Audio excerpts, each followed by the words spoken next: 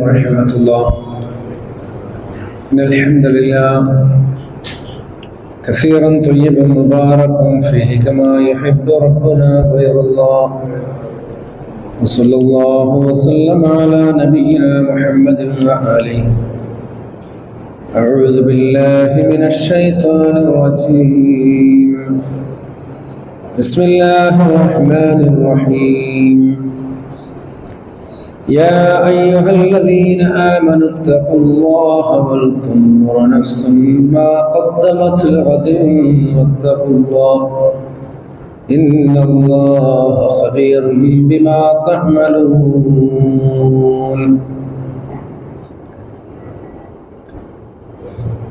പ്രിയമുള്ള സഹോദരന്മാരെ, സഹോദരികളെ, അല്ലാഹു റബ്ബുൽ ഇസ്സത്തിന്റെ മഹത്തായ കാരുണ്യം വിശുദ്ധ റമദാൻ ഷരീഫിന്റെ 27 നോമ്പുകൾ നമ്മൾ പിന്നിട്ടിരിക്കുകയാണ്. അള്ളാഹു ഈ നോമ്പും നമസ്കാരവുമെല്ലാം നമ്മിൽ സ്വാലിഹായ അമലായി സ്വീകരിക്കുമാറാകട്ടെ.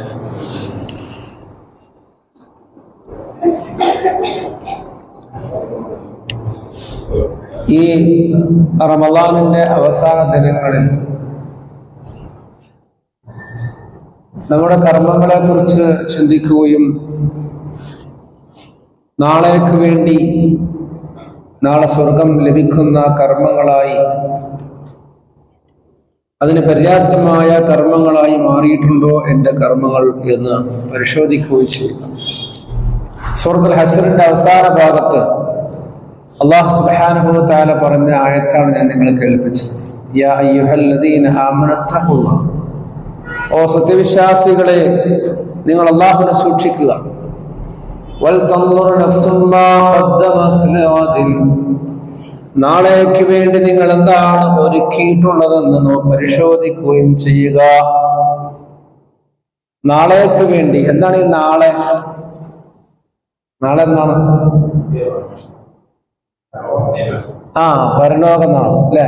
തമിഴ് ഇറുതി നാൾ എന്ന് പറയും അല്ലെ? പരലോകം, മറ്റൊരു ലോകം ആണ് പരലോകം. അപ്പോൾ അവിടേക്ക് വേണ്ടി ഞാൻ എന്ത് ഒരുക്കി വച്ചിട്ടുണ്ട് എന്ന് പരിശോധിക്കുകയും ചെയ്യുക. ദുനിയാവിലുള്ള എല്ലാ ബന്ധങ്ങളും, എല്ലാ സുഖങ്ങളും, എല്ലാ സ്വാധീനങ്ങളും അവസാനിക്കുന്ന ഒരു ദിവസം വരാനുണ്ട്.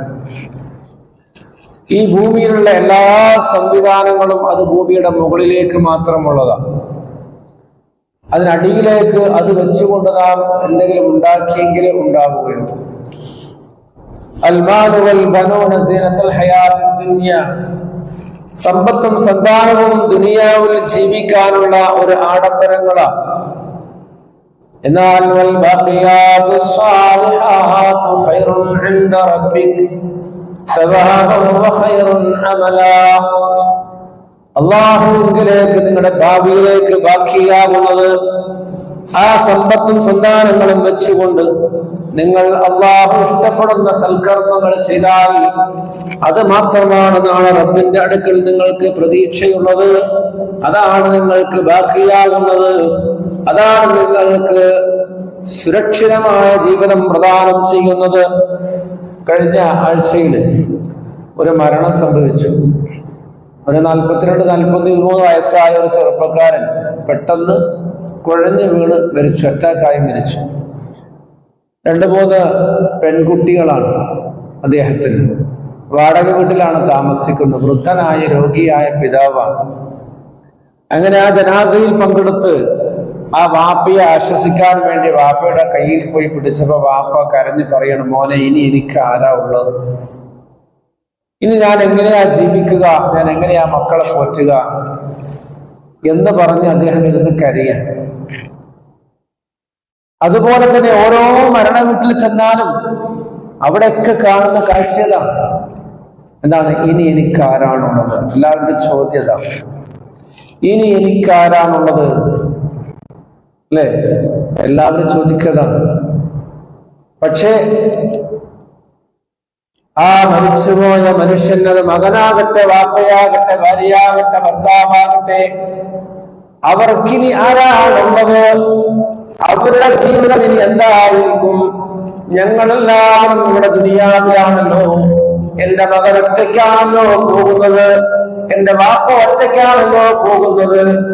ആ ആഴത്തിലുള്ള ഖബറിൽ എന്റെ വാപ്പയെ, എന്റെ മകനെ, എന്റെ ഭർത്താവിനെ, എന്റെ ഭാര്യയെ, എന്റെ മക്കളെ ഞങ്ങളിതാ തനിച്ചാക്കി വരികയാണല്ലോ. അവരുടെ അവസ്ഥ എന്തായിരിക്കും? ആരാണ് ഖബറിൽ തുണയുണ്ടാവുക?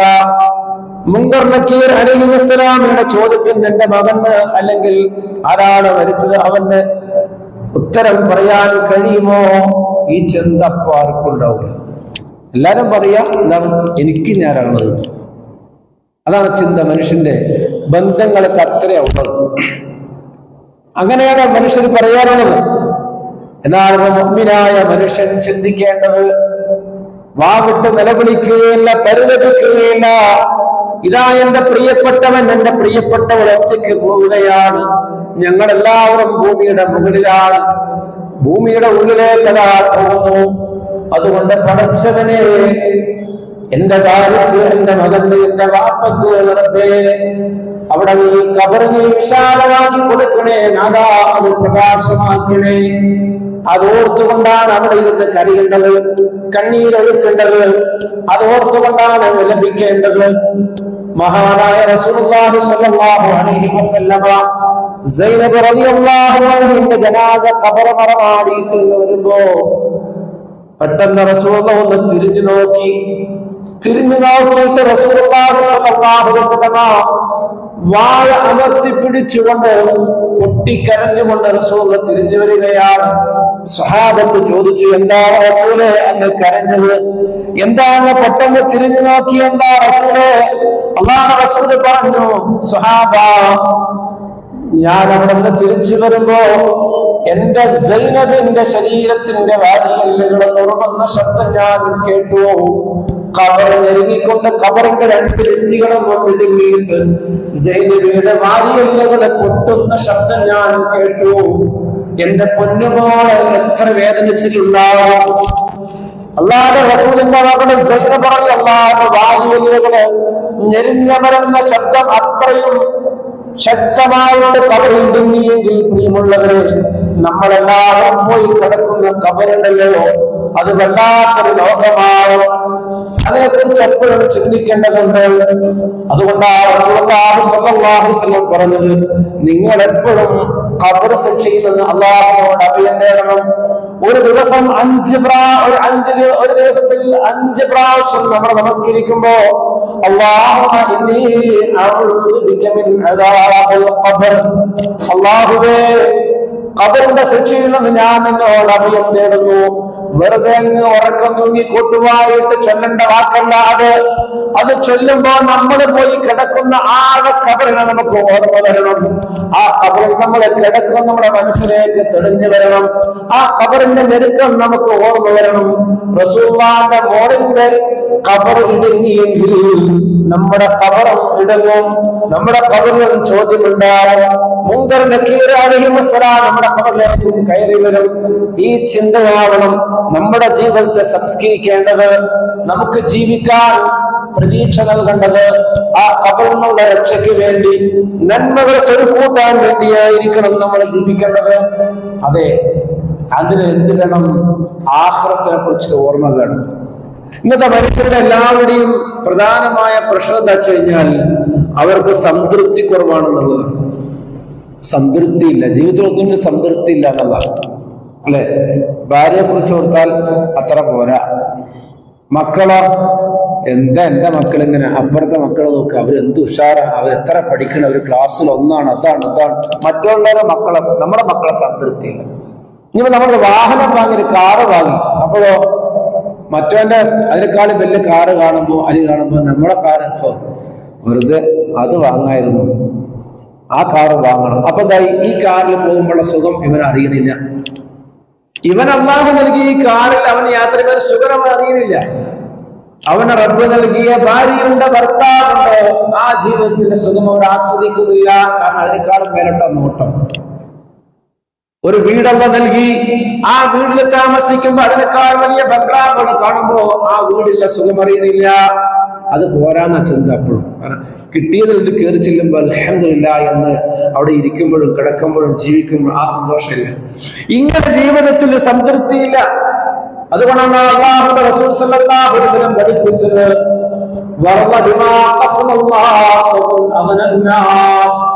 അള്ളാഹ് തന്നതിൽ നിന്ന് തൃപ്തിപ്പെട്ടോ എങ്കിൽ ജനങ്ങളിൽ വെച്ച് ഏറ്റവും ഐശ്വര്യമുള്ളവൻ, ഏറ്റവും സന്തോഷവും ഐശ്വര്യമുള്ളവൻ നീയായി മാറും. അങ്ങനെ സമാധാനം കിട്ടണമെങ്കിൽ സംതൃപ്തനായി വേണം. അതിന് പരലോകത്തിനെ കുറിച്ചുള്ള ബോധം ഉണ്ടാകും. നമ്മുടെ ജീവിതം, നമ്മുടെ ജീവിക്കേണ്ട മറ്റൊരു ലോകമുണ്ട് ശാശ്വതമായി എന്നൊരു ചിന്തയുണ്ടാകണം.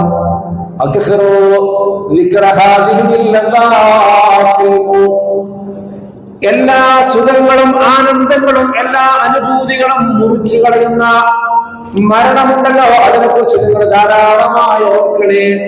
അതോടെ എല്ലാം അവസാനിക്കും. എല്ലാ സുഖങ്ങളും എല്ലാ ബന്ധങ്ങളും എല്ലാ അധികാരങ്ങളും അവസാനിക്കുന്നതാണ് മരണം എന്ന് പറയുന്നത്. അല്ലെ, പണ്ട് മുഹമ്മദ് അതൊരു കവി ഉണ്ടായിരുന്നു കേരളത്തിൽ. അദ്ദേഹം പാടിയൊരു പാട്ട് ഇങ്ങനെ ഓർമ്മ വരും. പാട്ട് കേൾക്കണ ഇഷ്ടല്ലേ? ഇഷ്ടമാണല്ലേ? അത് ആ പാട്ടറിയാം. മുമ്പുള്ള ആൾക്കാർക്ക് അറിയായിരുന്നു ആ പാട്ട്, അല്ലെ? ഇന്ന് മ്യൂസിക് ഇല്ലാണ്ട് പാട്ടില്ലല്ലോ. ഇന്നത്തെ പാട്ടിന് അർത്ഥം ഉണ്ടാവൂല, കിടന്ന് ചാടണം കേട്ടാൽ അത്രേ ഉള്ളൂ. ചുങ്കില് നടക്കുന്ന ശുചാത്ത് നാമൊക്കൊണ്ട് നാട്ടിലെ കടലിൽ കൊണ്ടോ നാളെ കിടക്കുന്ന കബറമായ വീട്ടിലെ മെത്ത പിരിഞ്ഞ നമുക്ക് കാട്ടിലാരുടെ മണ്ണാണ്. ചേലിൽ ചെന്ന് കിടക്കണ നമ്മുടെ മേലെ വരുന്നത് കല്ലാണ്. ഇലയുന്നൽ തണ്ണീരാകും ചേർത്ത് മണ്ണതിനാല് അടവാകും വീടയിലെ ചോറിലെ. അങ്ങനെ കൊണ്ട പാട്ട് ഇങ്ങനെ പോകും. അവസാനം പറയുന്ന വീട്ടില് ഉറ്റവരെല്ലാം പോകുമ്പോൾ ഉറ്റവരെല്ലാം വിട്ട് വിരിഞ്ഞ് കട്ടിലേറി പോകുമ്പോൾ ഗ്രഹത്തിലെ പെണ്ണ് പറയുന്നു ഉലകിൽ ഇനി തനി എന്നിലാണെന്ന്. നേരത്തെ പറഞ്ഞത് ഇങ്ങനെ വിട്ടിങ്ങനെ പിരിഞ്ഞു പോകുമ്പോൾ പൊട്ടിക്കരഞ്ഞുകൊണ്ട് ഭാര്യ ഇങ്ങനെ പറയും, ഇനി ആരാണ് എനിക്ക് തണിയുള്ളത്? മക്കള് പറയും, വാപ്പാ ഇനി ഞങ്ങൾക്ക് ആരുണ്ട് വാപ്പാ? ഉമ്മ പറയും, മകനെ ഇനി എനിക്കാരാണുള്ളത് മകനെ എന്ന് ഉമ്മയും വാപ്പയും ലഭിക്കുമ്പോ പ്രിയമുള്ളവരെ, മഹാനായ ഉസ്മാൻ ബിൻ അഫ്ഫാൻ റളിയല്ലാഹു അൻഹു ഖബർ കണ്ടു കഴിഞ്ഞാൽ വാവിട്ട് കരയുമായിരുന്നു, തടിയിലൂടെ കണ്ണീരൊഴുകുമായിരുന്നു. അപ്പോൾ സഹാബത്തും താബീഈങ്ങളിൽപ്പെട്ട ചില ആളുകൾ ചോദിക്കും, എന്തൊരു മനുഷ്യനാണിത്? നരകത്തെ കുറിച്ചോർത്ത് കരയാതെ, പാപങ്ങളെ കുറിച്ചോർത്ത് കരയാതെ ഖബർ കാണുമ്പോൾ എന്തിനാ കരയുന്നത്? ഉസ്മാൻ റളിയല്ലാഹു അൻഹു പറഞ്ഞു, ദുനിയാവിൽ എല്ലാവരും ഉണ്ടെന്റെ കൂടെ, എന്നാൽ ഈ ഖബറിൽ ഞാൻ എത്തിക്കിടക്കണ്ടേ? ആ ഖബറിനെ കുറിച്ച് അല്ലാഹുവിന്റെ റസൂൽ പറഞ്ഞു, എന്റെ മനസ്സിലുണ്ട്. അത് ഏകാന്തതയുടെ തടവറയാണ്, പുഴുക്കളുടെ താവളമാണ്, അത് മണ്ണിന്റെ താവളമാണ്, ഇരുട്ടറയാണ്. അങ്ങനെയുള്ള ഖബറിൽ ഞാൻ ഒറ്റയ്ക്ക് കിടക്കണ്ടേ? അതോർത്തുകൊണ്ട് ആ ഖബറിൽ കിടക്കുന്ന രംഗമോർത്ത് ഞാൻ കരയുകയാ. ആരാണ്? ഉസ്മാൻ റളിയല്ലാഹു അൻഹു. റസൂലുള്ളാഹിന്റെ നാമം കൊണ്ട് പറഞ്ഞു, അബൂബക്കറും ബിൽ ജന്ന വ ഉമറും ബിൽ ജന്ന വ ഉസ്മാനും ബിൽ ജന്ന വ അലിയും ബിൽ ജന്ന എന്ന് പറഞ്ഞ് 10 സ്വഹാബത്തിന്റെ പേര് പറഞ്ഞുകൊണ്ട് അവരൊക്കെ സ്വർഗ്ഗത്തിലാണെന്ന് അല്ലാഹുവിന്റെ റസൂൽ പറഞ്ഞ മൂന്നാമനാണ് ഉസ്മാൻ ഇബ്നു അഫ്ഫാൻ റളിയല്ലാഹു അൻഹു. അദ്ദേഹമാണ് ഖബർ കാണുമ്പോൾ കരയുക. നമുക്ക് എപ്പോഴെങ്കിലും കരച്ചോന്നുണ്ടോ? എപ്പോഴെങ്കിലും കരച്ചിൽ വന്നിട്ടുണ്ടോ? ഖബറെ കുറിച്ച് ഓർത്തിട്ടുണ്ടോ? ആ ഖബറിലേക്ക് ഇങ്ങനെ എത്തി നോക്കും നമ്മള്. അപ്പോഴും നമ്മുടെ കണ്ണൊന്നും നനയൂല, അപ്പോഴും ഹൃദയമൊന്നും പിടയ്ക്കൂല, അല്ലെ? പ്രിയമുള്ളവരെ, വല്ലാത്ത ഒരു പരീക്ഷണമാണ് ഖബർ. ആ ഖബറിന് ഒറ്റയ്ക്ക് നടക്കേണ്ടവരാണ്. ആ ഖബറിനെ കൊണ്ട് വെച്ചാൽ മുഅ്മിനീങ്ങളുടെ ഖബർ ഒന്നിങ്ങനെ ഇടുങ്ങിയിട്ടങ്ങ് വിശാലമാകും. എന്നാൽ അവർ നോക്കുന്ന എത്ര ദൂരം കാണാൻ കഴിയുമോ അത്രയും വലിയ വിശാലമായ വീടായവർക്ക് അത് വിശാലമാക്കി കൊടുക്കും. എന്നാൽ പാപികളായ ആളുകളുടെ ഖബറുണ്ടല്ലോ, അതിങ്ങനെ ഞെരുങ്ങി ഞെരുങ്ങി ഞെരുങ്ങി അന്ത്യനാട് വരെ അവനെ ഞെരിച്ചുകൊണ്ടേയിരിക്കും. ഒരു വിടുതലും അവനുണ്ടാവില്ല. മാത്രമല്ല മുഅ്മിനീങ്ങൾക്ക് അല്ലാഹു സുബ്ഹാനഹു വ തആല അവർക്ക് ലഭിക്കാൻ പോകുന്ന സ്വർഗം രാവിലെയും വൈകുന്നേരവും കാണിച്ചു കൊടുക്കും, പാപികൾക്ക് നരകവും കാണിച്ചു കൊടുക്കും. അങ്ങനെ ഓരോ ദിവസവും സ്വർഗം ഇങ്ങനെ കാണിച്ചു കൊടുക്കുമ്പോൾ മുഅ്മിനീങ്ങളുടെ സ്വർഗത്തിൽ ഇങ്ങനെ പുതിയ പുതിയ അപ്ഡേറ്റുകൾ ഇങ്ങനെ ഉണ്ടായിക്കൊണ്ടിരിക്കുകയാണ്.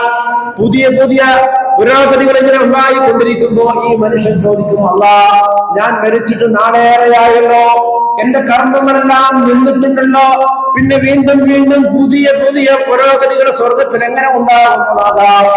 അല്ലാഹുവിന്റെ മലക്കുകൾ പറയും, നീ മരിച്ചു പോരുമ്പോ സ്വാലിഹീങ്ങളായ മക്കളെ നീ വളർത്തിയിട്ടില്ലേ? ആ മക്കള് നിനക്ക് വേണ്ടി തൗബ ചെയ്യുകയാണ്, അവര് പ്രാർത്ഥനയിൽ എപ്പോഴും നിന്നെ ഓർക്കുകയാണ്.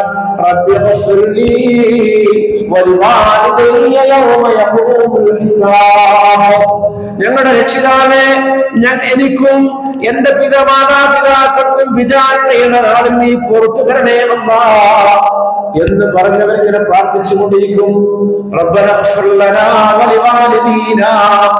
ഞങ്ങളുടെ രക്ഷിതാവേ, ഞങ്ങൾക്കും ഞങ്ങളുടെ മാതാപിതാക്കൾക്കും നീ പുറത്തു തരണേ എന്ന് പറയുമ്പോ ആ നന്മ സ്വർഗത്തിൽ ഇങ്ങനെ വർദ്ധിച്ചുകൊണ്ടിരിക്കുകയാണ്. ഖബറിലേക്ക് ഇങ്ങനെ മലപോലെയുള്ള നന്മകൾ ഇങ്ങനെ ഇറങ്ങിക്കൊണ്ടിരിക്കുകയാണ്. അങ്ങനെ ഉണ്ടാവും ഖബറില്. അപ്പൊ നമ്മൾ എന്ത് ചെയ്യണം? ദുആ ചെയ്യുമ്പോ ഉമ്മാനെ വാപ്പാനെ ഓർക്കണം. നമ്മളെ വളർത്താൻ വേണ്ടിയിട്ട് ഉള്ള ഓട്ടപ്പാച്ചില് ചിലപ്പോൾ ചില നോണയൊക്കെ പറഞ്ഞിട്ടുണ്ടാവും, ചില നിസ്കാരങ്ങളൊക്കെ ജമാഅത്ത് നഷ്ടപ്പെട്ടുണ്ടാവും, അവർക്ക് പല വീഴ്ചകളും സംഭവിച്ചിട്ടുണ്ടാവും നമുക്ക് വേണ്ടി. അത് നമ്മൾ ദുനിയാവിന് ഏറ്റെടുക്കണം, പരലോകത്തിന് ഏറ്റെടുക്കാൻ പറ്റൂല. ദുനിയാവിന് എങ്ങനെ ഏറ്റെടുക്കുക? അവർക്ക് വേണ്ടി പ്രാർത്ഥിക്കുക. പടച്ചവരെ,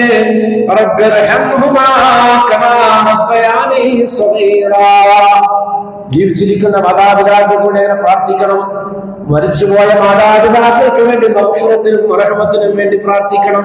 ഒഴിവ് കിട്ടുമ്പോഴെല്ലാം ഖബർ സിയാറത്ത് ചെയ്യണം. നന്മകൾ ചെയ്യുമ്പോഴൊക്കെ പടച്ചവനെ ഞങ്ങളുടെ മാതാപിതാക്കൾക്ക് പുറത്തു കൊടുക്കണേ എന്ന് പറയണം. എന്തൊരു നന്മ നമ്മൾ ചെയ്താലും അതിൻ്റെ ഒരു പങ്ക് മാതാപിതാക്കൾ കിട്ടും. അതുകൊണ്ട് നന്മകൾ ചെയ്യുമ്പോൾ പ്രാർത്ഥിക്കും, പടച്ചോനെ എന്റെ മാതാപിതാക്കൾക്ക് പുറത്തു തരണേ എന്ന് പറഞ്ഞ് നമ്മൾ പ്രാർത്ഥിക്കണം. അങ്ങനെ ഖബറിൽ നമ്മൾ കിടക്കുമ്പോൾ നമുക്ക് ഏക ആശ്രയമായി തുണയായി ആ മക്കളുടെ പ്രാർത്ഥനയാണ് എത്തുക. അവന് വേണ്ടി പ്രാർത്ഥിക്കുന്ന സ്വലിഹായ സന്താനങ്ങള്, അല്ലെ? അതിനെന്ത് വേണം? മക്കളെ സന്താനങ്ങൾ സ്വലിഹാണ്, മക്കളെ സ്വലിഹായ മക്കളായി വളർത്തണം. അപ്പോൾ അതിനെന്ത് വേണം? ആഖിറത്തെ കുറിച്ചൊരു ഓർമ്മ ഉണ്ടാവണം.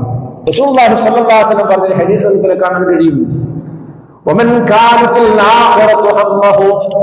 ഏതൊരാളുടെ ജീവിതത്തിന്റെ പ്രധാനമായ ചിന്ത പരലോകമാകുന്നുവോ, ജീവിതത്തിന്റെ പ്രധാനമായ ചിന്ത പരലോകമായിരിക്കണം. എനിക്ക് സ്വർഗം കിട്ടണമെന്ന, എന്റെ ഖബറിൽ പ്രകാശമുണ്ടാവണം, എന്റെ ഖബർ വിശാലമാകണം, എനിക്ക് ഖബറിലൊരു തുണയുണ്ടാവണം. ഖബറിലൊരു തുണ ഉണ്ടാവും. അതാരാ? ഖബറിൽ തുണയുണ്ടാവും. അമൽ സാലേ മുമ്പ് പറഞ്ഞൊക്കെ മറന്നു പോയി, അല്ലേ? ഖബറിൽ നമ്മളിങ്ങനെ മുങ്കർ നക്കീർ അലൈഹിസ്സലാം ഒക്കെ ചോദ്യം ചെയ്തിട്ട് ഇങ്ങനെ പോയി കഴിഞ്ഞാൽ അവിടെ മുഅ്മിനീങ്ങളുടെ അടുക്കലേക്ക് സുന്ദരനായ ഒരു മനുഷ്യൻ കടന്നു വരും. എന്നൊരു ചോദിക്കും, എന്നെ നിനക്കറിയുമോ? എന്നെ നിനക്കറിയുമോ? അപ്പോൾ മനുഷ്യൻ പറയും, ഇല്ലല്ലോ, ഞാൻ ദുനിയാവെന്ന് കണ്ടിട്ടില്ല, പക്ഷെ നിങ്ങളെ നല്ല പരിചയം തോന്നുന്നുണ്ട്. ഇത്രയും ഭംഗിയുള്ള നിങ്ങൾ ആരാ? ഉമ്മയേക്കാൾ, വാപ്പയേക്കാൾ, ഭർത്താവിനേക്കാൾ, ഭാര്യയേക്കാൾ ഒരു സ്നേഹം ആ മനുഷ്യനോട് തോന്നും. നിങ്ങൾ ആരാ? അത് പറയും, ഞാനാണ് നിന്റെ സ്വാലിഹായ അമലുകള്.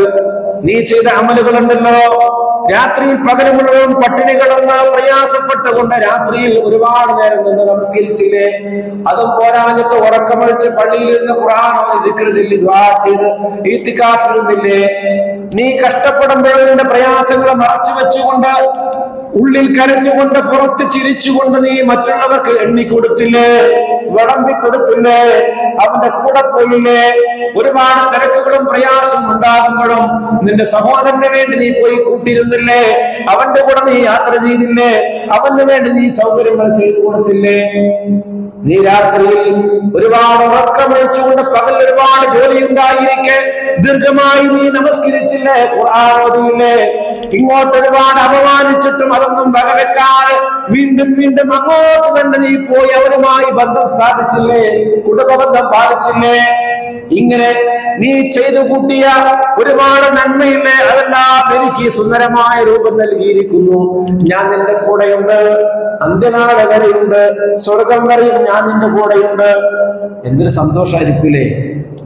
ഭാര്യ വന്ന് കിടക്കൂല, ഭർത്താവ് വന്ന് കിടക്കൂല, വാപ്പ മക്കളെ വന്ന് കിടക്കൂല, അവിടെ നമ്മുടെ കൂടെ ജീവിക്കാൻ അന്ത്യനാള് വരെ നമ്മുടെ തുണയായി നമ്മളെ സമാധാനിപ്പിച്ച് നമുക്ക് സ്വർഗത്തിൽ കിട്ടേണ്ട കാര്യങ്ങളൊക്കെ ഇങ്ങനെ പറഞ്ഞു തന്നിട്ട് നമ്മളെ രസിപ്പിക്കാൻ, സന്തോഷിപ്പിക്കാൻ നമ്മുടെ അമൽ സ്വാലിഹാത്ത് കൂടെ ഉണ്ടാവുമെന്ന് റസൂലുള്ളാഹി സ്വല്ലല്ലാഹു അലൈഹി വസല്ലം പഠിപ്പിക്കുക.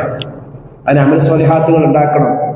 എന്നാൽ പാപിയായ മനുഷ്യന്റെ ഖബറിലേക്ക് ഏറ്റവും വൃത്തികെട്ട ദുർഗന്ധമുള്ള ഭീകരമായ ഭയപ്പെടുത്തുന്ന ഒരു രൂപം കടന്നു വരും. മലക്കുകളുടെ അടികിട്ടിയിട്ട് ഇവൻ പഞ്ചറായിട്ടുണ്ട്, ഇവന് വല്ലാതെ വേദനിച്ചിട്ടുണ്ട്, ഇവനെ വല്ലാതെ പ്രയാസപ്പെടുന്നുണ്ട്, നരകത്തിന്റെ കാഴ്ചകൾ ഇങ്ങനെ കണ്ടുകൊണ്ടിരിക്കുന്നുണ്ട്.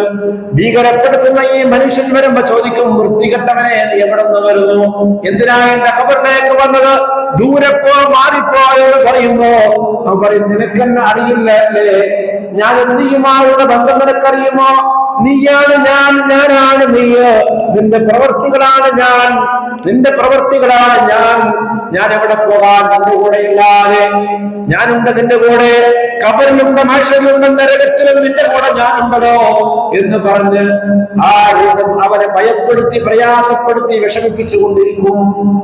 ഇങ്ങനെ ഖബറിൽ രണ്ട് തരത്തിലുള്ള തുണകളുണ്ട്. ഏത് വേണം, ഏതാ വേണ്ടത്? ആദ്യത്തെ വേണോ രണ്ടാമത്തെ വേണോ?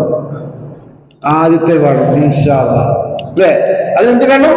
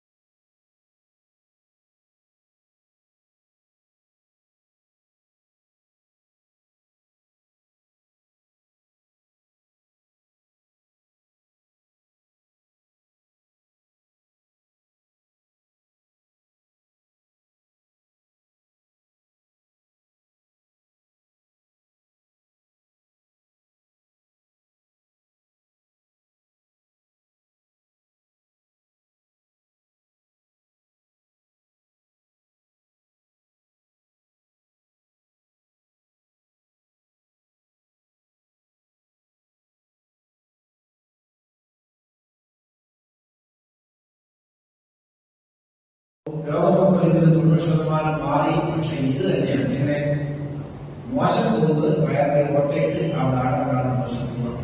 ഇത് വെച്ച് കെട്ടിയിട്ട് 5 നേരം പള്ളി ജമാഅത്തിനെത്തുന്ന മനുഷ്യൻ ഈ ചികിത്സ നടന്നുകൊണ്ടിരിക്കുമ്പോ പള്ളിക്ക് സ്ഥലം വാങ്ങാൻ പൈസ കൈകാര്യം കൊണ്ടുമ്പോ ഞങ്ങൾ ചെന്നപ്പോ അദ്ദേഹത്തിന് ആരെങ്കിലും കൊടുത്ത പൈസ 50,000 കൊടുത്ത് പറയണ്ട പള്ളി വാങ്ങാൻ സ്ഥലം വാങ്ങാൻ ഇരിക്കട്ടെ.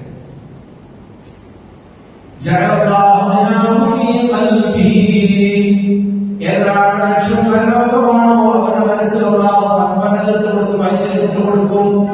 ഞങ്ങൾ പറഞ്ഞു എന്തിനാ ഇതിപ്പോ നിങ്ങൾ അസുഖമൊക്കെ മാറട്ടെ, നമുക്കതൊക്കെ നടക്കും, അതൊക്കെ അഭാവം ജീവിക്കും. അതല്ല, അത് പറയാൻ നിങ്ങൾക്ക് എന്താ പോലെ അവകാശം? എന്റെ പരലോകത്തിന് വേണ്ടിയാണ് ഞാനിത് ജീവിക്കുമ്പോൾ വരുമ്പോൾ നിങ്ങൾക്ക് പറയാൻ പറ്റുമോ? ഇല്ല. അതുകൊണ്ട് എന്റെ പരലോകത്തിന് വേണ്ടിയാണ് ഞാനത് എന്ന് പറഞ്ഞ് അങ്ങനെ പ്രയാസപ്പെടുമ്പോഴും വലിയൊരു സംഖ്യ അത് അദ്ദേഹത്തിന് വലിയ സംഖ്യയാണ്. അങ്ങനെ അദ്ദേഹത്തിന് ലോകത്തുള്ള ശരണം നൽകി. അദ്ദേഹം പാലക്കാട് അങ്ങാടിയിൽ പോയി സാധനങ്ങളുമായി കൊണ്ടുവന്ന് കച്ചവടം ചെയ്യുന്നു, വീട്ടിലെ കാര്യം നോക്കുന്നു, പള്ളിയുടെ ഏത് കാര്യത്തിലും പറയാതെ തന്നെ ഞങ്ങളുടെ എപ്പോഴും ഉണ്ട്. അത് ഓടിപ്പഴം നടക്കുന്നു. ഈ ഇത് വെച്ചത് ഇന്നലെ എത്തിക്കാത്ത പള്ളിയിലുണ്ട്. ഭാര്യ മക്കൾ ഒന്നാഴ്ച കുട്ടിയുടെ പള്ളിയിലേക്ക് വരിക, ക്ലാസ്സിലാണെങ്കിൽ പള്ളിയിൽ കാണിക്കണം. അങ്ങനെ എന്തുകൊണ്ടാണ് കഴിയുന്നത്? ഒരു തലവേദന വരുമ്പോഴത്തേക്കും ജമാഅത്തിന് പള്ളിയിൽ പോകാതെ വീട്ടിൽ ചർച്ച കൊടുക്കുന്ന ആളുകൾ ഞാൻ കുറച്ച് ഉറങ്ങാൻ പോയി, അതുകൊണ്ട് ഞാനില്ല അല്ലേ? നമ്മളൊക്കെ ഭാഷയല്ല. പക്ഷെ ഇങ്ങനെയൊക്കെ പ്രയാസപ്പെടുന്ന ആ മനുഷ്യൻ ഇത് വെച്ചുകൊണ്ട് ജമാഅത്തുകൾ എത്തിക്കാവുന്നു, നോമ്പുകൾക്ക് വേണ്ടി അവരെ പണിയെടുക്കുന്നു, സക്കാത്ത് രാഷ്ട്രീയത്തിൽ ഞങ്ങളവിടെ സ്കൂള് വരുന്നു, വീട്ടിലെ കാര്യങ്ങൾ നോക്കുന്നു. ഏതാണ് ചെന്ന സ്വർഗം കിട്ടണം കണ്ടാകുമാകുമോ? അവന്റെ ഹൃദയത്തിൽ സമ്പന്നതയിട്ട് കൊടുക്കും. അവന്റെ കാര്യങ്ങളെല്ലാം അള്ളാഹു പരിഹരിച്ചു കൊടുക്കും. എത്ര പ്രശ്നങ്ങളുണ്ടെങ്കിലും ശരി, എത്ര അധികം പ്രശ്നങ്ങളുണ്ടെങ്കിലും ശരി, അതെല്ലാം ഒന്നായി പരിഹരിച്ചു കൊടുക്കും. അള്ളാഹു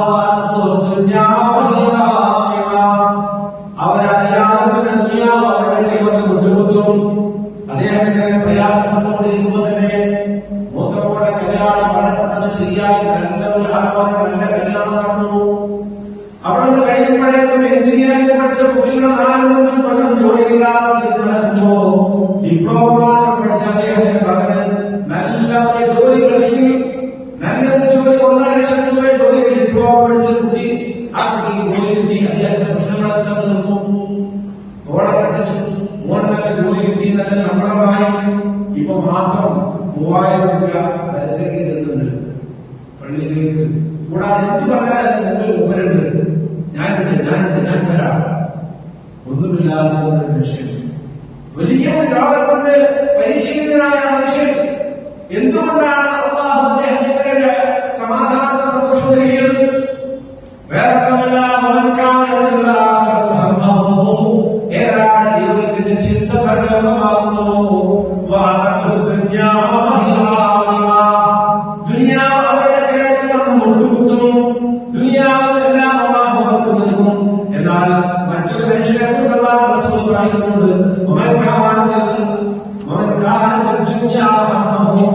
ഏതാണ് ജീവിതത്തിന്റെ പ്രധാനമായ ലക്ഷ്യവും ചിന്തയും ദുനിയാവായി മാറുന്നുവോ, കുറെ സമ്പാദിക്കണം, പുറത്തുനിന്ന് സ്വീകരണം, അങ്ങനാണ് ഈ ചിന്തയല്ലാതെ വേറൊന്നുമില്ലാത്ത മനുഷ്യന്മാരുണ്ട്.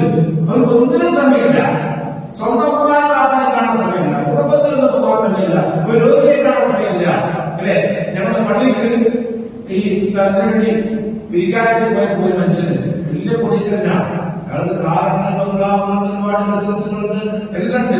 കാരണം സംഭവം നമ്മുടെ നാട്ടിൽ അവിടെ പള്ളിക്ക് ആവശ്യമില്ല. അപ്പൊ എന്താ നിങ്ങളൊക്കെ ഒലവി ഇങ്ങനത്തെ 10 ലക്ഷത്തിന്റെ പ്രശ്നങ്ങളുള്ളൂ. എനിക്ക് നാളെ രാവിലെ വെച്ച് കഴിഞ്ഞാൽ 5 കോടി രൂപയുടെ എണ്ണി കൊടുക്കണം. 5 കോടി രൂപ. അതിലേക്ക് ഇനി 15 ലക്ഷം രൂപ ബാക്കിയുണ്ട്. അല്ലെങ്കിൽ എന്റെ 15 കോടി രൂപ പോകും. 5 കോടി രൂപ കൊടുത്തില്ലെങ്കിൽ 15 കോടി രൂപ പോകും. ആദ്യം ഞാൻ 2-3 സെന്റ് ഉറക്കല്ല, എനിക്ക് ഭക്ഷണം കഴിക്കാൻ പറ്റുന്നില്ല, ഒരാൾക്ക് വർദ്ധാനം എന്നെ വല്ലാത്തൊരു ഗുണത്തിലാണ്. അത് നിങ്ങൾ പറഞ്ഞ തലയിലുള്ള 1,000 രൂപ 5,000 1000 തന്നിട്ട് ഇത് പള്ളിക്ക് ഇരിക്കട്ടെ ബാക്കിയിരുന്നത് അള്ളാഹു മറ്റു കാര്യങ്ങൾ. പക്ഷെ ഞങ്ങൾ പിരിച്ച പൈസ കൊടുത്താൽ സമാധാനമായി അല്ലേ? അതാണ് അല്ലാഹു സുബ്ഹാനഹു വ തആല പറഞ്ഞത്.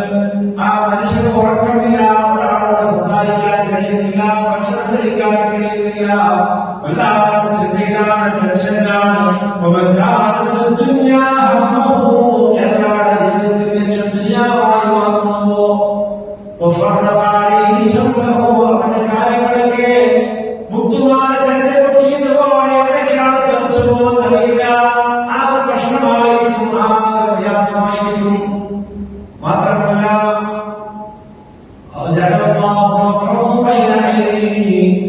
2 കണ്ണുകളിലും ദാരിദ്ര്യത്തിന് അള്ളാഹു ഇട്ടുകൊടുക്കുകയും ചെയ്യും. അതെ, പിന്നെന്താണ് ആകെ പോയിരിക്കും. നബി പറഞ്ഞ പോലെ അത്രക്കും ഇത്രക്കും അവിടെ കിട്ടും ആകെയുള്ള എന്തുണ്ടെങ്കിലും അത് ആസ്വദിക്കാനോ അനുഭവിക്കാനോ അവന് യോഗ ഉണ്ടാവില്ല. കാരണം അതിന്റെ പേടിയിരിക്കും. അങ്ങനാവോ ഉറങ്ങാൻ കഴിയില്ല, ഒരാൾ സംസാരിക്കുന്നില്ല, ഭക്ഷണത്തിലൊക്കെ ഒരാൾക്ക് 10 രൂപ കൊടുക്കാൻ പറ്റില്ല, ഒന്നിനും കഴിയാതെ അല്ലാണ്ട് ഒന്നുമില്ലാത്ത ദാരിദ്ര്യാവസ്ഥ. അതാണ് പറഞ്ഞത് അവരെ 2 കണ്ണുകളും ദാരിദ്ര്യത്തിന് കൊടുക്കുന്നതാണ്. എന്നിട്ട് ഒരാളെല്ലാം അവനിങ്ങനെ ഓടിക്കൊണ്ടിരിക്കുമെന്നാൽ അവർ ഉദ്ദേശിച്ചതെന്നാൽ അല്ല വിധിച്ചതെന്നാൽ പൈസ പോലും കൊണ്ട് നേടാൻ കഴിയില്ല. അപ്പോൾ നമ്മുടെ ജീവിതത്തിന്റെ പ്രധാനമായ ലക്ഷ്യം പരലോകമാണ് എങ്കിൽ ഈ പരലോകം എന്നുള്ളത് പരലോകത്ത് സ്വർഗം കിട്ടാൻ വേണ്ടി മാത്രമല്ല വിശ്വാസം, ദുനിയാവിന് സമാധാനം കിട്ടാനുള്ളൂ.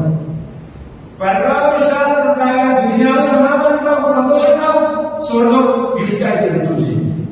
ദുനിയാവും ആഹ്ലാദവും പരലോകത്തിൽ ചെന്നിട്ടുണ്ടെങ്കിൽ.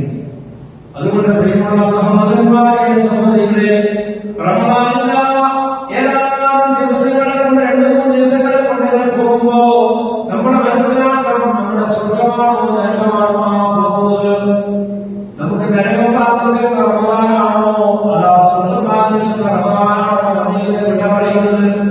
റബ്ബിന്റെ ചെന്നുകൊണ്ട് എന്താണ് പറയുക? ശഫാഅത്തിന്റെ മാസത്തിൽ ഈരാണ് കാണുമ്പോ ആ റമദാനിൽ ചെല്ലുമ്പോ അല്ലാഹുവിന്റെ എന്താണ് റിപ്പോർട്ട് കൊടുക്കുക? ഞാൻ നാടെന്നാണെന്ന് പഠിച്ചവനെ പുറത്തു കൊടുക്കണേ, സ്വർഗം കൊടുക്കണേ എന്ന് പറയുമ്പോ അവർ നന്ദികെട്ടവരാണ് എന്ന് പറയുമ്പോ അവർ തന്ന ആരോഗ്യം, അവർ തന്ന സമ്പത്ത്, അവർ തന്ന മക്കള്, അവർ തന്ന വീട്, അവർ തന്ന ബിസിനസ്, ഇതൊക്കെ അല്ലാഹുവിനെ കഴിക്കാൻ നമുക്ക് തടസ്സമാകുന്നുണ്ടോ? പല ആളുകൾക്ക് തടസ്സമാകുന്നത് മക്കളില്ലാത്ത തടസ്സം. മക്കളുള്ള മക്കൾ കാരണം പള്ളി വരാത്തത്, അതുകൊണ്ടാണ് ആ മക്കളുടെ പ്രശ്നമാണ് നമുക്ക് കൊടുക്കാൻ പറ്റാത്തത്. ബിസിനസ് അത് കൊടുക്കാനില്ല, എല്ലാ ബിസിനസ് കൊണ്ടാണ് ഒഴിവില്ലാത്തത്. ഇങ്ങനെ അവിടെ കൊടുത്തുകൊണ്ടായിരിക്കും മെച്ചമാര്. എന്തുകൊണ്ടാണ്? തീർച്ചയായും മനുഷ്യന്റെ രക്ഷിതാവിനോട് അങ്ങനെ നന്ദി കെട്ടവനാണ് അല്ലാഹു പറയുന്നത്.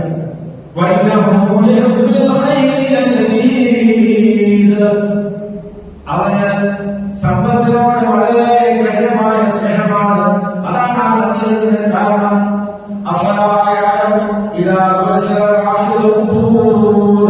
എന്നാൽ ആ കബറുകളിലൂടെ പുറത്തേക്ക് വരുന്ന ദിവസത്തെ കുറിച്ച് അവർക്ക് വല്ല അറിവുണ്ടോ? കബറിൽ നിന്ന് പുറത്തേക്ക് വരുന്ന ദിവസമുണ്ട്, അവരുടെ ജീവിതത്തിന്റെ റിസൾട്ട് കിട്ടുന്ന ദിവസമുണ്ട്. അല്ലെ? ഇപ്പൊ എല്ലാവരും പരീക്ഷയില്ലേ? മക്കളെ പരീക്ഷയില്ലേ? എക്സാമില്ലേ? എക്സ്പെൻസീവ് +2 ഡിഗ്രി ഒക്കെ എക്സാമിന് സമ്മാനം റിസൾട്ട് കാത്തിരിക്കുക അല്ലേ? ആ റിസൾട്ട് തോറ്റാലും എന്ത് ചെയ്യാം? വീണ്ടും എഴുതാം അല്ലേ? ചാൻസ് കൂടെ. എന്നാൽ നമ്മുടെ ജീവിതത്തിന്റെ റിസൾട്ട് കിട്ടുന്ന ദിവസമുണ്ട്. ആ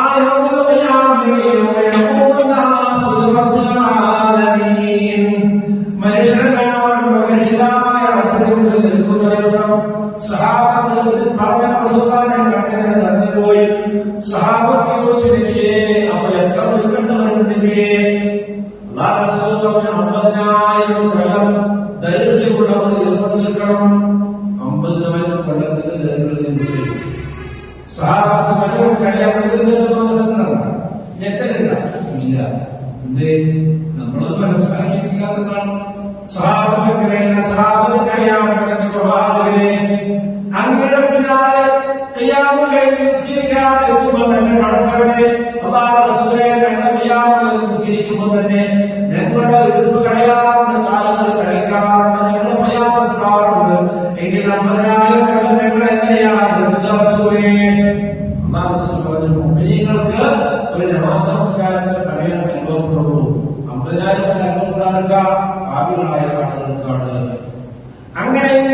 നിൽക്കുമ്പോ നിന്നുകൊണ്ട് പ്രതീക്ഷയോടുകൂടി ഇങ്ങനെ നിൽക്കുന്ന സമയത്ത് അള്ളാഹുവിന്റെ മലക്കുകളിങ്ങനെ അറിവുകളിങ്ങനെ ഓതിയൊക്കെ പഠിച്ചവരുമാണ്.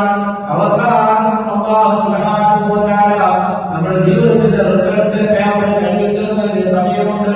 ഫഅമ്മാ മൻ ഊതിയ കിതാബഹു ബിയമീനിഹി, അപ്പോൾ ഏതാണ് കിതാബിന്റെ വലതുകൈയിൽ കിട്ടുന്നവോ അവൻ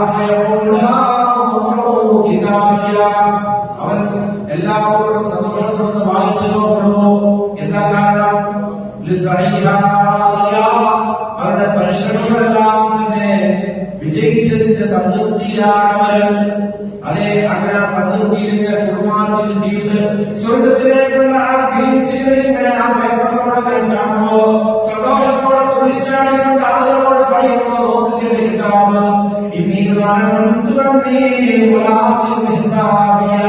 ഇതുപോലെ ഒരു വിചാരണ സ്വപ്നാറുണ്ട്. എനിക്ക് ദുനിയാവിൽ നല്ല ഓർമ്മയുണ്ടായിരുന്നു. എന്റെ ജീവിതത്തിൽ എല്ലായിടത്തും ഞാൻ എന്നെ ഒരു ദിവസം റബ്ബിന്റെ മുന്നിൽ നിൽക്കണമെന്ന ധാരണയുണ്ടായിരുന്നു. എന്റെ വാക്കുകളും പ്രവൃത്തികളും കൊടുക്കലും വാക്കുകളും എല്ലാം തന്നെ അതിന്റെ അടിസ്ഥാനത്തിലായിരുന്നു. അതുകൊണ്ടാണ് ഈ അവസ്ഥ ഉണ്ടായത് എന്ന് വളരെ സന്തോഷിക്കുന്ന ഒരു ദിവസമുണ്ട്. അപ്പൊ നമുക്ക് ഇപ്പോൾ മക്കളുടെ കാത്തിരിക്കുന്ന റിസൾട്ട് അല്ല ഉണ്ടാകും, മറിച്ച് പരലോകത്ത് നമ്മുടെ ഈ മക്കളുടെ റിസൾട്ട് കിട്ടുന്ന ദിവസമുണ്ട്. അന്ന് സന്തോഷിക്കാനും ചിരിക്കാനും നമുക്ക് ആനന്ദിക്കാനും കഴിയണം. അത് കഴിയണമെന്നുണ്ടെങ്കിൽ നാം പരലോകമുണ്ട്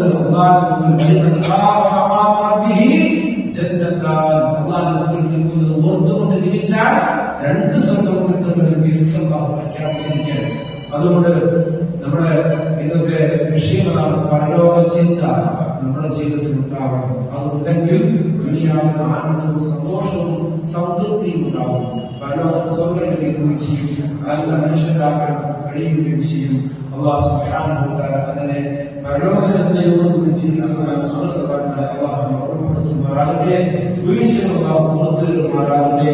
റഹ്മാനായ ഈ റമദാനിൽ കഴിഞ്ഞ ദിനങ്ങൾ ഞങ്ങൾക്ക് നിറഞ്ഞ ദിനങ്ങളായി നിന്റെ അടുക്കൽ നീ മാറ്റിയ റഹ്മാനെ, വരാൻ പോകുന്ന ദിനങ്ങളിൽ അല്ലാഹുവേ ഞങ്ങളുടെ കുറവുകൾ നികത്തുന്ന പരിപൂർണ്ണ ദിനങ്ങളായി ഉപയോഗപ്പെടുത്താൻ ഞങ്ങൾക്ക് നീ തൗഫീഖ് നൽകണം റഹ്മാനെ. രോഗികളായ ഉമ്മമാര സഹോദരങ്ങളെല്ലാം വീടുകളിൽ ഹോസ്പിറ്റലുകളിൽ അല്ലാഹുവേ അവിടെ രോഗമുഖരണം പലതും അറിയുന്നത് നീ മാത്രമാണ്. അവർക്ക് എന്താണോ സഹായിക്കുന്നത് നീ എളുപ്പമാക്കണ റഹ്മാനെ. പ്രയാസപ്പെടുത്തരുത് റഹ്മാനെ, വിഷമിപ്പിക്കരുത് നാഥാ. اللهم احسن عاقبتنا في الامور كلها واجرنا من خزي الدنيا وعذاب الاخره. ربنا اصلح امورنا وامور والدينا ربنا ارحمهما كما ربونا صغارا. ربنا اغفر لنا ذنوبنا وكفر عنا سيئاتنا وتوفنا مع الابرار. ربنا اغفر لنا ولاخواننا الذين سبقونا بالايمان ولا تجعل في قلوبنا غير الذين امنوا ربنا انك رؤوف رحيم. وصلى الله وسلم على محمد وعلى اله والحمد لله رب العالمين. سبحانك اللهم ربنا وبحمدك اشهد ان لا اله الا انت استغفرك واتوب اليك. السلام عليكم ورحمه الله.